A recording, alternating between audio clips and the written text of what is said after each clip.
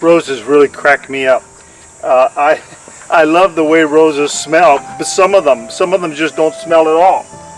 These are called knockout, and they come in two varieties, a pinkish and a dark red.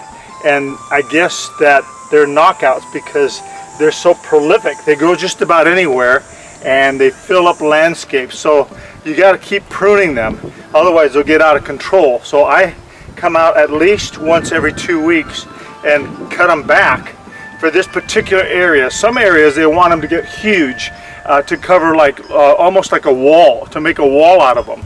But I have to keep up with them because this is a small flower bed here in our house in Texas, and we've got to keep on it or it just gets out of control. I've been loving roses since I was a little boy. I think I was about 5 or 6 and I'd smell them. We lived in Los Angeles, and my dad on Sundays would take us to Exposition Park, the rose garden, and there was thousands of roses, and I'd spend probably hours going from one bush to the other smelling them. You'd say I've probably been obsessed with roses. I can't get enough of them. It's kind of unusual for men. I think most women love roses, especially in the house on an anniversary or birthday, but I like them in the wild, and I'm fascinated by them. My mother happened to like roses too, so we probably had the same rose genes. And pruning is an ongoing thing. I'm going to go over and prune the boxwood and show you what I did there. Now, boxwood is, to me, really unique because I square them all up. I'm not a fancy landscaper. I just make them square. They get tall, they get out of shape. I prune them, they get back in shape, and it looks nice. They fill very, very well. And then I have these little hedges that I'm going to show you. I don't even know the names of these, but they grow and they connect, so I have to kind of keep them pruned so they don't touch each other and stay connected. I like the openness of them. I've got to be pruning the boxwood, these hedges, my roses. It seems like a never-ending job, pruning, pruning, and pruning.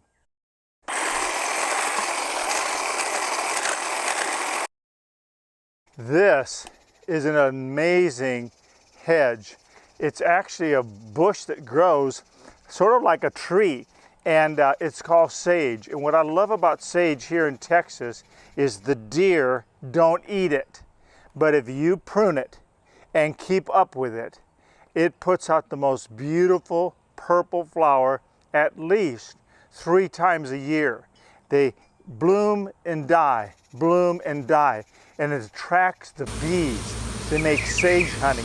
And so it's one of my favorites, but you gotta really keep up with this one, because if you don't, it'll get well over 7 to 8 feet, and it gets gnarly.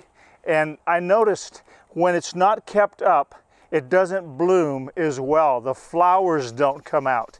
And so it's just a big hedge with no flowers. So pruning has its reward. The Bible is so descriptive. It says the man will work by the sweat of his brow. And that is truly the case here in South Texas where the humidity is so high. But I can take my hat off now because I moved into a shady area because it's a lot cooler and I don't get the glare of the sun. This particular Black & Decker battery operated 12 volt, actually it's a 20 volt pruner. Imagine those little teeth. They go back and forth so fast that there's sharp edges and the branch gets caught right between there, and as it closes down, it snaps it off. And so it's pretty brilliant. You probably knew exactly where I was going with this, pruning. Nobody likes to do the job of pruning. It's a necessary evil. And it takes place because if you don't, it gets out of control. And the Bible tells us that God prunes us. He spends time in our life and He does things in such a way that it can be painful. If hedges could scream out, and as the pruner is going back and forth, it would be yelling, "Help! Ow, that is so painful, stop! What are you doing? I thought you liked me. I leave flowers for you." But I can say, yeah, you're leaving flowers because I'm doing the pruning. If I wasn't pruning, you wouldn't have flowers.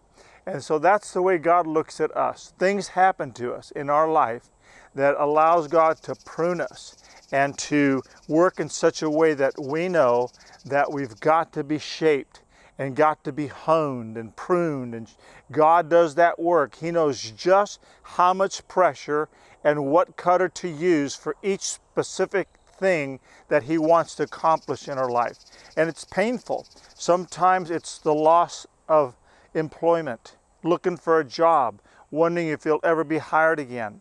Or it could be children that are showing signs of rebellion and you're throwing your hands up in despair and you're saying, what did I do? I thought we'd raised them properly. We raised them biblically. We raised them by looking at books and studying how to raise good children, and look what we ended up with. Or it could be health. You've been in good health most of your life. All of a sudden something hits you. It could be very grievous and it feels painful. God uses those unseemly, painful things to produce in us something that flowers forth and brings beauty. God could get the praise and the glory, even, yes, in the pruning of life. In fact, most of us can testify any fragrance that we have, anything beautiful, it's attributed to what pain that we went through Christ Jesus. And we can now look back, and it was painful at the moment, but now looking back, we say, Lord, thank you so much. Just don't do it again. We don't want that pruning. God will continue the process, unfortunately, all the way until we go to the grave, and then we rise to the newness of life and become a beautiful, fragrant, glorious example to Jesus Christ in eternity.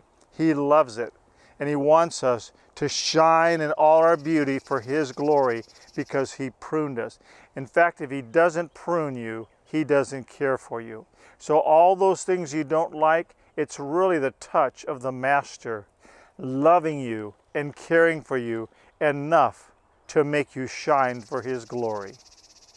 I leave you with this word to pause and ponder.